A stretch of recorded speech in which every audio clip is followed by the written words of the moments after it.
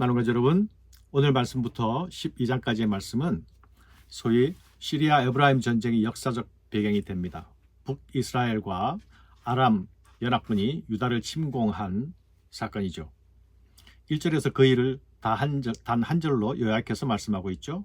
유다의 아하스 왕 때에 아람의 르신 왕과 르말리아의 아들 이스라엘의 베가 왕이 올라와서 예루살렘을 쳤으니 능히 이기지 못하니라.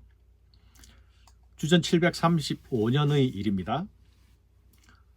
연합군이 유다를 침공하여 예루살렘을 포위하게 됩니다.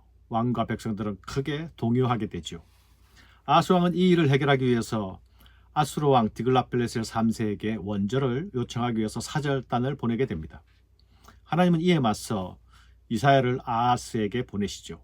그리고 강대국이 아니라 오직 하나님만 신뢰해야 한다고 말씀하십니다.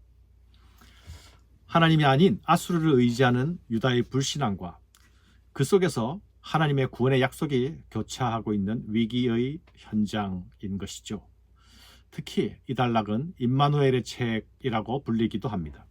전쟁의 위협과 민족의 흩어짐이라는 암울한 배경 속에서 하나님이 징조로 주실 한 아이가 등장하게 되죠. 그의 이름은 임마누엘입니다. 하나님이 우리와 함께 하신다라는 의미를 가지고 있죠.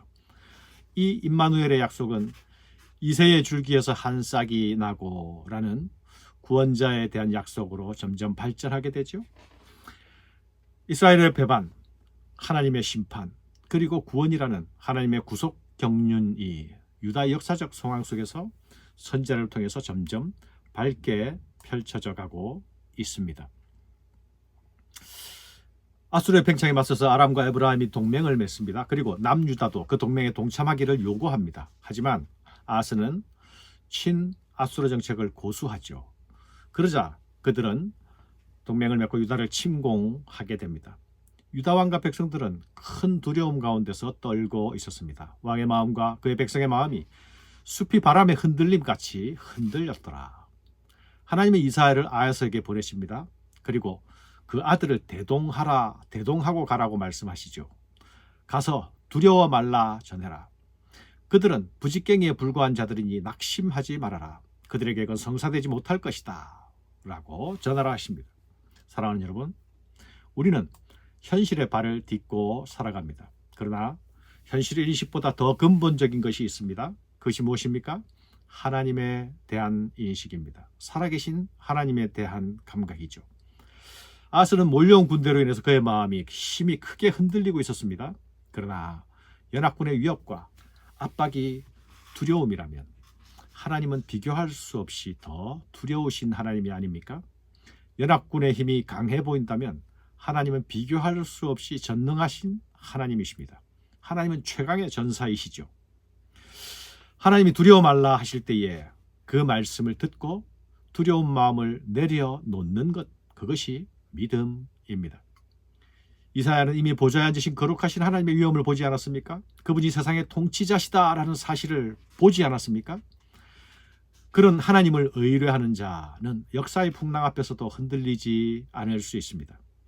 그의 눈이 언제나 보좌에 앉으신 하나님을 바라보고 있기 때문이죠. 그러나 아하스는 그렇지 못했습니다.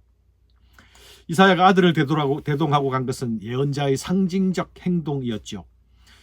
이사야는 그가 구원하신다, 하나님의 구원이시다 라는 뜻이고, 그의 아들 스알랴숲은 남은 자가 돌아올 것이다 라는 뜻을 가지고 있습니다. 구원하시는 분도 하나님이시고 심판하시는 분도 하나님이십니다. 구원도 심판도 모두 하나님의 손 안에 있습니다. 하나님은 두려움에 떠는 아하스에게 말씀하시죠. 너희가 굳게 믿지 못한다면 너희는 굳게 서지 못할 것이다. 사랑하는 여러분, 우리는 항상 현실과 믿음 사이에 서 있지 않습니까? 믿음은 현실을 이기는 힘이 있습니다. 그러나 현실이 믿음을 이길 때에, 현실이 믿음을 삼킬 때에, 그때는 믿음이 넘어지는 자리죠. 우리는 자주 우리를 흔드는 현실을 맞게 됩니다. 그러나 바람이 강할수록, 흔들림이 강할수록 하나님을 붙드는 손이 더욱 강해져야 합니다.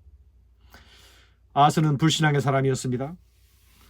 주께서 유다의 운명을 책임져 주실 것이라 그러면서 보여주실 징조를 구하라는 요구를 그는 거절하지요. 그의 거절은 겸손이 아니라 불신앙이었습니다. 어차피 자기 마음이 결정되었으니 하나님의 뜻 따위는 듣고 싶지 않았던 것이죠. 우리는 때로 내 뜻을 먼저 정해버리면 하나님의 뜻을 알기가 두려워질 때가 있지 않습니까? 내 마음대로 하고 싶어지기 때문이죠. 하지만 우리가 하나님을 거절해도, 우리가 하나님을 외면할 때에도 주님은 주님의 뜻을 이루어 가십니다. 주님의 방식대로 임마누엘 하실 것입니다. 그러므로 주께서 친히 징조를 너에게 주실 것이라. 보라, 처녀가 잉태하여 아들을 낳을 것이요 그의 이름을 임마누엘이라 하리라. 그러므로 이어지는 이 임마누엘 출생의 말씀은 긍정적인 연결이 아님을 알 수 있습니다. 불신앙의 아하스에게도 이 말씀이 복음이 되었을까요?